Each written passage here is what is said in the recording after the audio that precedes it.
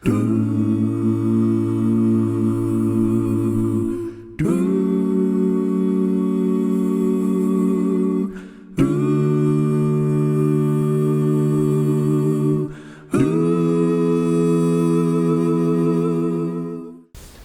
got a really great creamy chicken pasta dish for you guys. I make different variations of this all the time. It's one of my go-to pasta dishes when I want to cook something quick during the week. I'm sure you guys will love it, so let's get started. Let's go over the ingredients real quick. We have Pecorino Romano and we have Parmesan cheese. When you go for either of these, try to get the 24-month aged ones. These are 12-month aged. I couldn't find the 24-month aged ones this time, so these will have to do. Well, some cheese is better than no cheese. I started prepping them already, as you see. This takes a little bit of time, so I got a head start on it. We're gonna use this in the sauce. For the rest of the ingredients, boneless, skinless chicken thighs, there's salt, pepper, rigatoni pasta. This is the brand of rigatoni that I'm gonna use today, if you're curious. We've got some garlic cloves. I'm probably just gonna use those whole. Parsley, frozen peas, chicken stock, unsalted, heavy cream, and olive oil. And maybe we'll see how I'm feeling. I got a little basil plant there, so we might throw some basil in that as well. All right, we're gonna start with the chicken here because it takes the longest.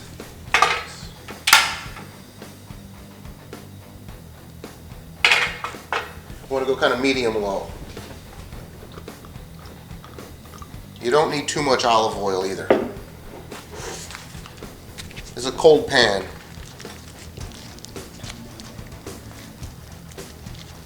I'm just going to put the chicken straight away. I'll season it in the pan. I know what you're thinking though. I'm not going to sear this and get color on it by putting it in a cold pan. These are going to be cooked for a long time, so they'll develop color as they go. Besides, I'm going for a nice, tender, juicy chicken at the end. So I don't need too much of an actual sear on the outside. It will get color though, because you just keep flipping it, flipping it, flipping it. The reason you don't need a lot of oil in the pan, there's fat on this, it's going to render off in there anyway. There's going to be a lot more liquid than you think in a few minutes. Let's add some salt. This is kosher salt, by the way.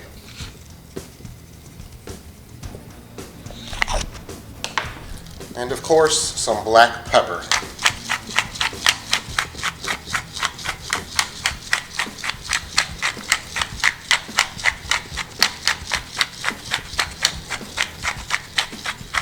So we'll just let this go for a couple minutes and then we'll flip it. So you really don't want it sizzling any harder than this. It's going to go for a long time. It's going to go for about 30 minutes or so. About every 5 minutes is when you're going to flip it. Once you get the heat under control and it's not sizzling too hard, you can walk away for that 5 minutes and then come back. You're not going to hurt the chicken thighs. You just don't want to go too fast. At least that's how I do it. I like it nice and slow. We're already starting to get a little bit of color on them, so I'm just going to go ahead and flip them right now. It's only been maybe 3 minutes at first here. There's not a lot of color, but it will develop as you cook it.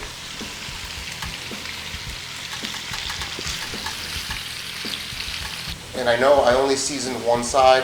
I'm not worried about it. I've done this one before. There's plenty of flavor in the sauce. You don't need to season both sides. Go ahead and season both sides if you want. You can do whatever you want. It's your dish. All right, it's been about 5 minutes.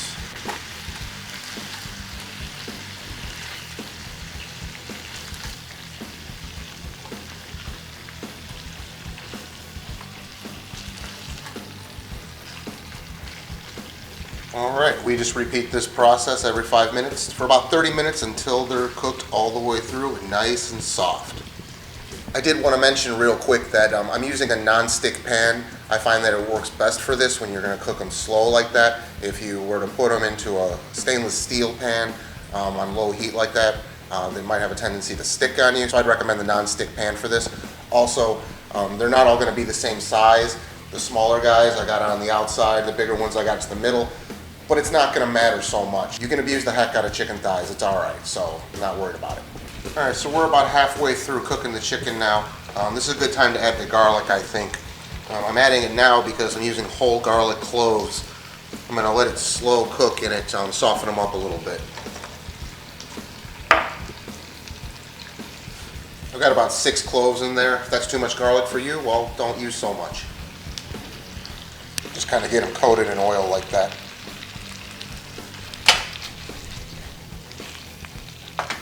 All right, so it's been about 30 minutes. The chicken is nice and tender, just where we want it. Shouldn't be dry. That's why you don't want to get too much of a sear on it. The garlic is starting to brown up nicely, so let's get the chicken out of the pan.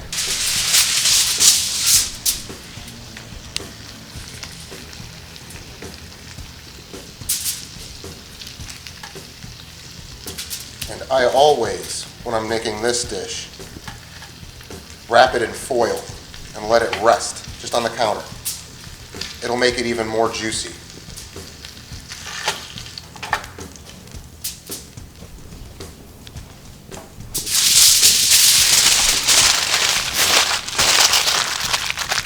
So we're just going to let that sit there like that. Now we got our garlic and the oil and fat from the chicken. We're going to add some chicken stock.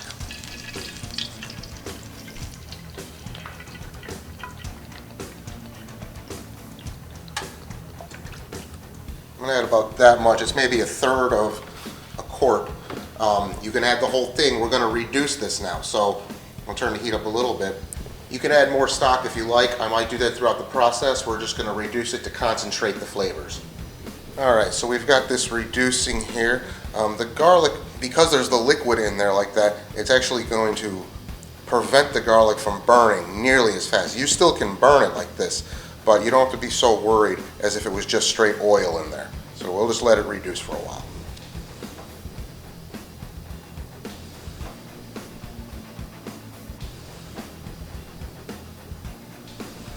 Alright, while this reduces, I'm going to prep the rest of the ingredients real quick. Cut up the chicken. If it gets too low, you can always add a little bit more stock to it. So, it's looking like it's almost there. I try to always chop the parsley right before serving if I can. I know in a lot of videos I do it ahead of time, but that's for the ease of making a video.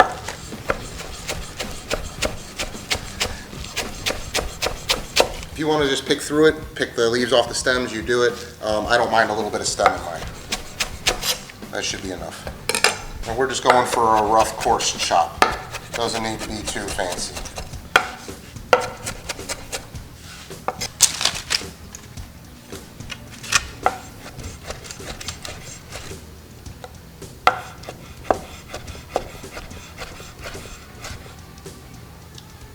I like it in strips if you can get them in strips like this. Alright, so our stock is pretty reduced. What I'm going to do now is remove the garlic. I turn the heat down just to slow down the process to be able to show you guys. Normally I do this way faster.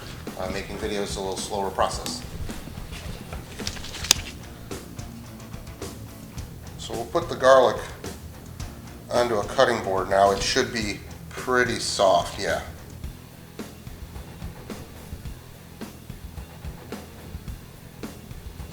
The rest of those in there are just chicken bits. So now we're going to take the knife and we're just going to kind of smash it down. Take the garlic, take your knife, and just kind of like that. Okay.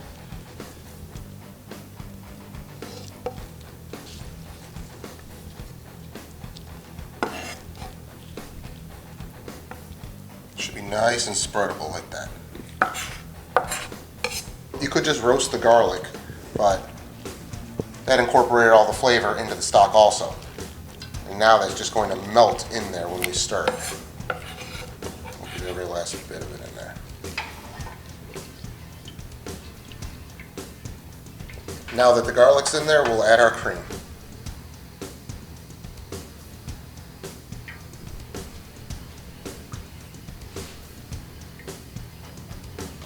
I'm actually going to add a bit more than that.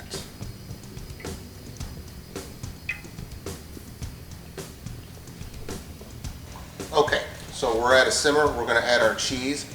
You do want it a bit on the loose side. You want it a bit thin because you're going to finish cooking the pasta in the sauce. We'll go in with the pecorino romano. Not all at once. Not all at once.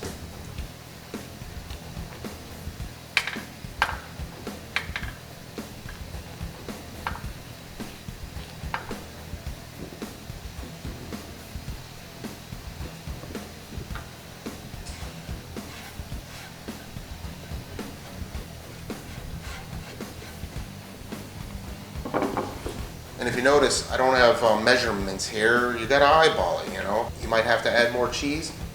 You don't know. Why does there have to be a recipe for everything? Just cook by feel. You make some of the best dishes that way. And we'll go in with the Parmesan.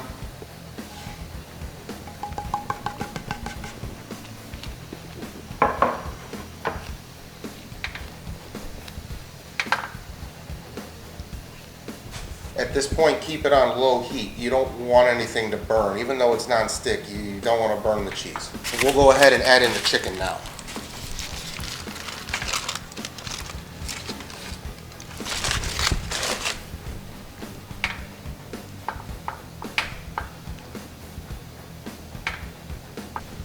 Alright, so that's looking pretty good. Probably about the consistency I want. It's not too thick. The pasta's going to thicken it up and absorb a lot of the sauce. And at this point, I'm just going to kill the heat for video purposes, and let's get our pasta ready. Okay, so our water is at a boil. About to add the pasta. This is half the bag, so it's about a ½ pound of pasta that I'm using here. Should be about right for this size pan. You want to use a big pan for this.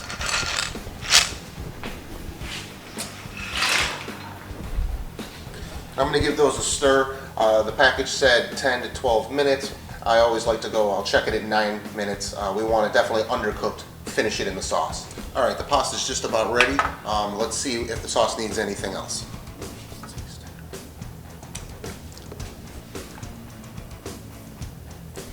Tastes pretty good. It does need a little bit of salt, even though there's a lot of the cheese in there. I'm going to hit it with a little salt, a little pepper.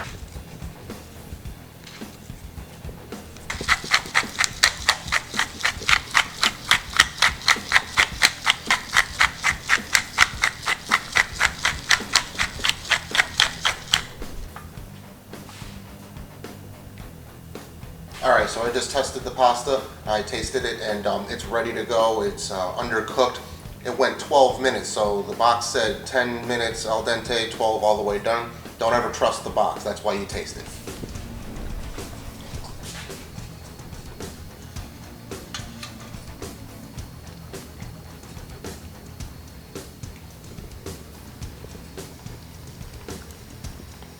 Be very gentle here, you don't want to break all your noodles.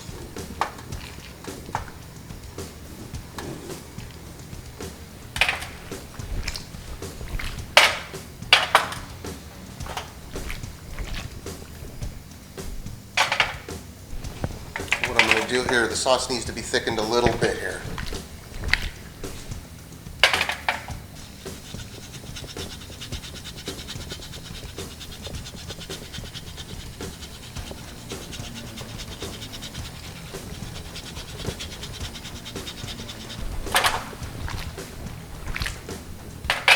We're going to give it a little bit more Parmesan too.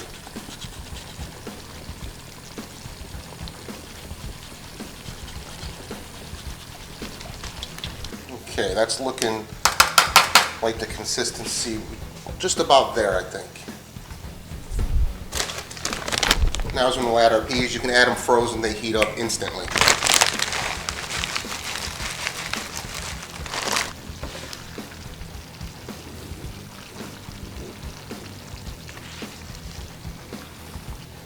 We'll go in with our parsley.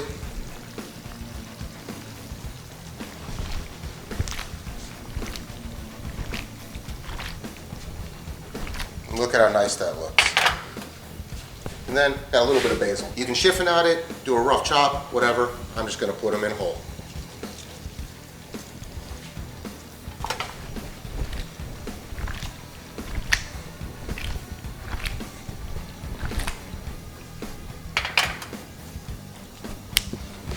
We'll let that cook for another minute. Just make sure that the pasta is nice and tender.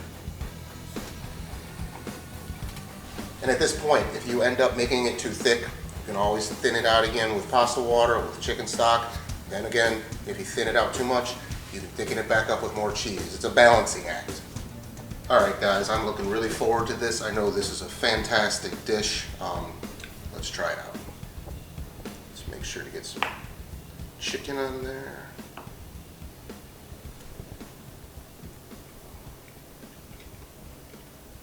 Mm-hmm.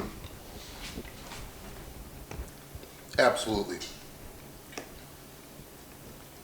This is what you want.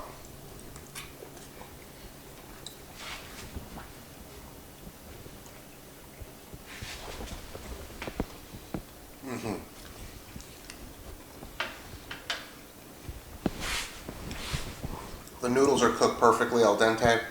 It's absorbed most of the sauce. You got the peas in there, which give it a nice bright background flavor. Parsley, that roasted garlic that we roasted in the pan. It's just incorporated throughout. All elements, very good.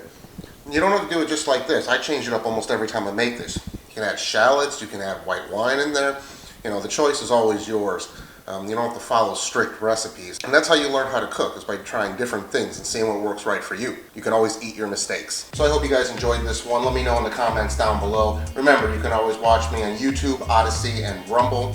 Hit the subscribe button, turn the notifications on so you don't miss any episodes. Thanks so much for watching, and remember, treat yourself right and cook yourself something good. Thanks so much, guys.